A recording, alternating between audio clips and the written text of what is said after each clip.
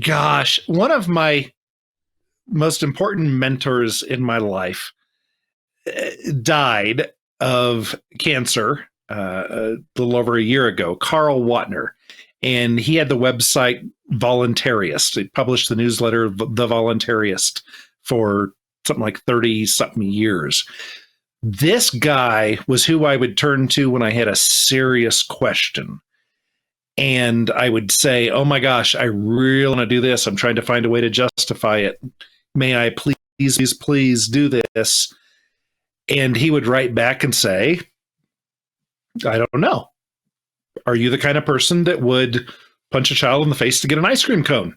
No. Well, then you don't get the ice cream cone. And he would just have a way of putting things that was so direct and rude and true and honest. And so every time I reread what my thoughts, my notes, I think back to what would Carl Watner say? So with that big shout out to him, and I think he gives me the answer. Is it like, if you have to ask the answer, you already know it? Or if you have to question this, you already know the answer?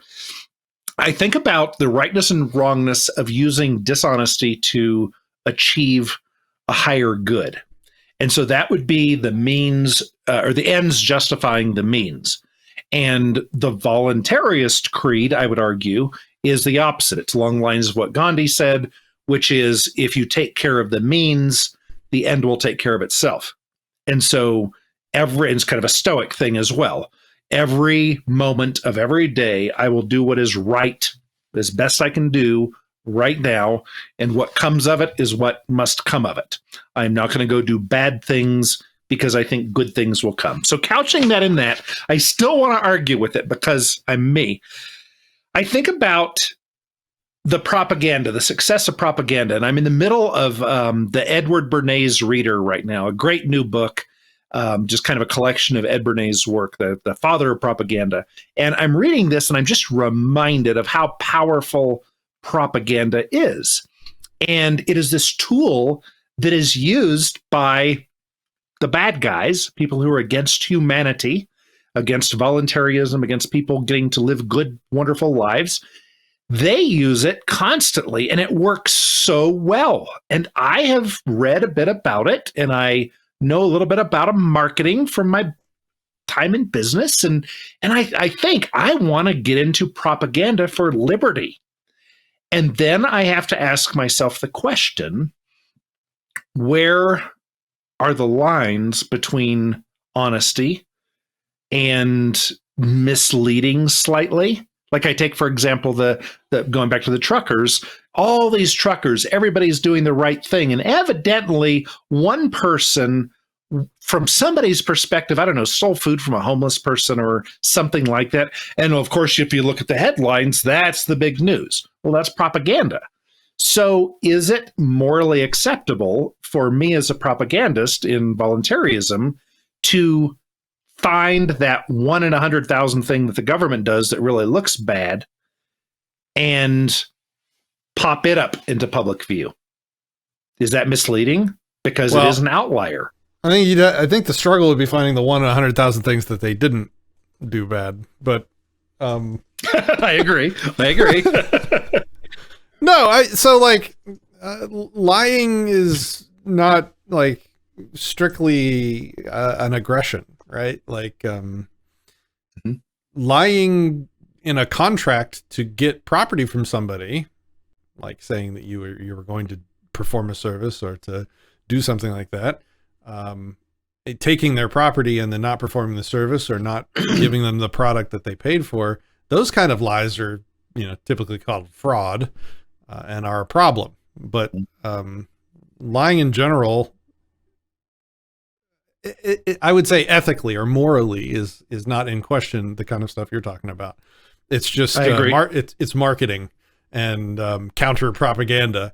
Now, is it effective? I don't know. I'm not good at that. I'm not a trained propagandist.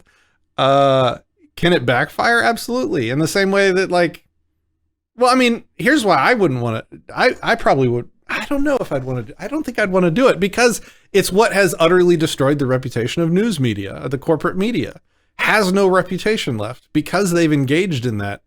the stuff that you're talking about now for a long enough time that most people are awake to it. Like their reputation's all-time low. Nobody believes this crap anymore.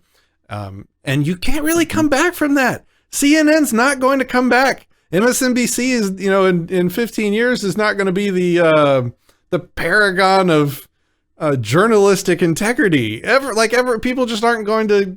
It's dead. It's a dead entity. They killed themselves, and I wouldn't want to risk that. I wouldn't want people to ever associate the principles that we talk about with a lack of integrity.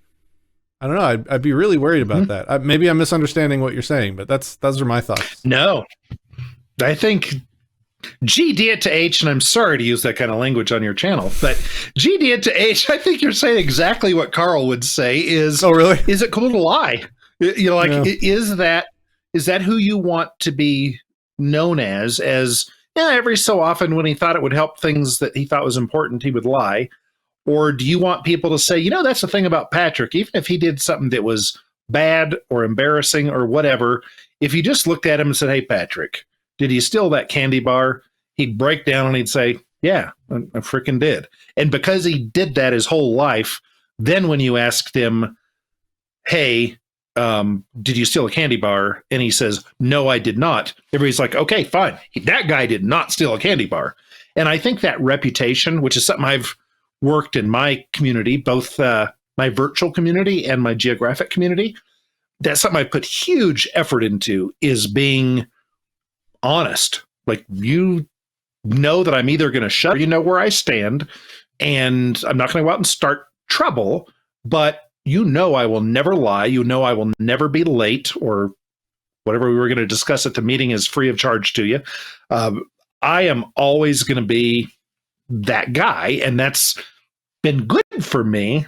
I didn't do it so it'd be good for me. I did it because that's the kind of person I want to be, but it's turned out to be good for me.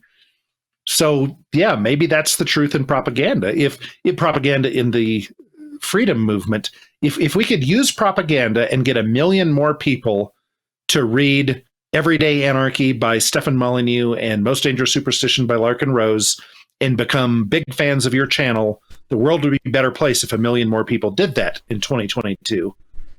Is it worth us lying in order to make that happen? There's a line in here, and I had this discussion with Kaysen a year or two ago. There is a line somewhere in between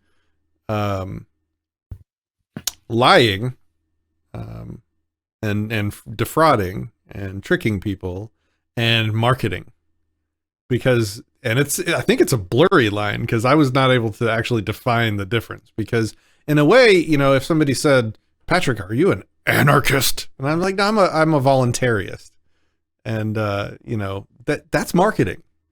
That's marketing. True. So would I say that, depending on the person I'm talking to? Yeah, I might use the non-scary word so that they don't immediately get mental barriers up with their with whatever they think anarchy is, which is very likely to not be what I consider it to be. Yeah, so somewhere in between marketing and lying. I don't know where the line is, but marketing is good. I don't understand it. I consider marketing like this weird, slimy black magic stuff that as I have an engineering mind, I'm terrible at it. So, but yeah, there's a place for that. Yeah.